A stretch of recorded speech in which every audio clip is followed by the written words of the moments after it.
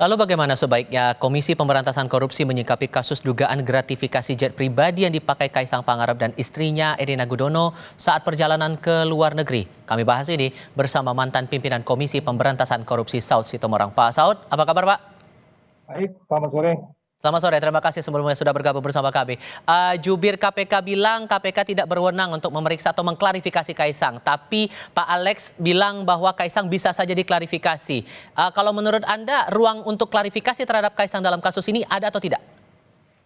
Ya, yang pertama semua bentuk laporan itu tentu harus di follow up oleh KPK untuk melihat apakah itu ranahnya lewat deputi yang terkait langsung dengan deputi pencegahan ataupun deputi penindakan, itu soal taktik saja, soal teknis saja.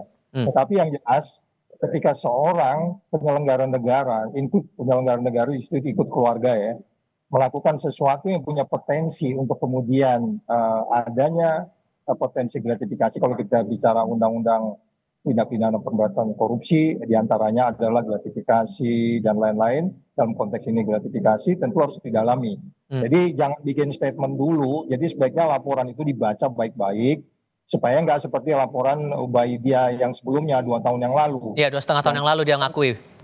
Iya, itu kan sebenarnya juga punya potensi. Jadi maksud saya, kalau hukum harus adil, hukum harus pasti, dan hukum harus menimbulkan yang kita sebut sebagai pemanfaatan, hukum harus bermanfaat, ya mereka harus melakukan follow up ini. Nah, jadi kita nggak berdebat lagi soal itu anak putra putri. Pokoknya yang namanya penyelenggara negara, termasuk keluarganya, itu punya potensi kuat untuk kemudian dilakukan penyidikan. Tentunya diawali dengan penyidikan, karena bagaimanapun ini semuanya ada kaitan dengan posisinya sebagai penyelenggara negara.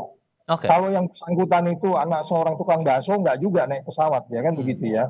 Atau katakanlah siapapun lah gitu. Kalau naik pesawat bisa jadilah anak tukang bakso kalau dapat hadiah banyak gitu. Maksud saya gini, yang bersangkutan itu karena terkait langsung dengan jabatan bapaknya atau atasannya ataupun keluarganya, itu punya potensi untuk didalamin.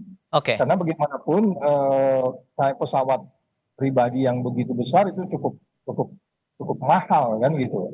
Karena begini juga Pak, dari dua pelapor yang menyampaikan, salah satunya adalah Koordinator Maki Boyamin Saiman, itu turut melampirkan MOU pemerintah kota Solo dengan pihak swasta yang ditandatangani Gibran saat menjabat sebagai wali kota Surakarta. Dan ini diduga kaitannya berhubungan langsung dengan penyewaan jet pribadi itu tadi. Jadi kalaupun ini dijadikan bukti, menelusurinya gimana KPK dengan bukti itu? Ya, saya nggak masuk langsung di pokok perkara ya, tetapi apapun bentuk laporan yang sudah menarik perhatian masyarakat ini harus ditindaklanjuti, dan itu sudah diarahkan oleh salah satu pimpinan dalam hal ini Pak Alex. Kemudian timnya ya, menurun untuk melihat kembali, menyelidiki kembali atau katakanlah pendahuluan untuk kemudian memastikan bahwa memang ada potensi gratifikasi di situ. Of course ini penyelidikan tentu kita dengan azas praduga tidak bersalah ya. Tetapi akan menjadi bersalah dalam hal ini KPK apabila mereka tidak menindaklanjuti itu. Of course ada praduga tidak bersalah itu harus dibuktikan bahwa dia memang tidak bersalah, dan KPK harus membuktikan itu bersalah atau tidak. Mereka digaji untuk itu. Jadi sekali lagi kita harus memastikan bahwa azas tidak bersalah itu harus ditindaklanjuti dengan tindakan-tindakan yang lebih memastikan bahwa tidak terjadi abuse of power. Kita juga nggak boleh juga membawa seseorang yang terkait dengan kalau dia bisnis to bisnis. Tetapi kenapa kemudian ini disebut menjadi menarik perhatian? Karena ada kecurigaan, actually is not business only gitu. Jadi kalau bisnis to bisnis itu murni, itu pun menjadi perhatian. Apakah itu ada kaitan? Nanti kan kita lihat itu pendalamannya, kronologisnya. Ya. Tapi kan? Seberani apa menurut Anda KPK untuk bisa menindak kasus ini? Saya nggak ngerti dengan posisi 4 orang pimpinan itu, kelihatannya yang baru ngomong kan Alex ya, dan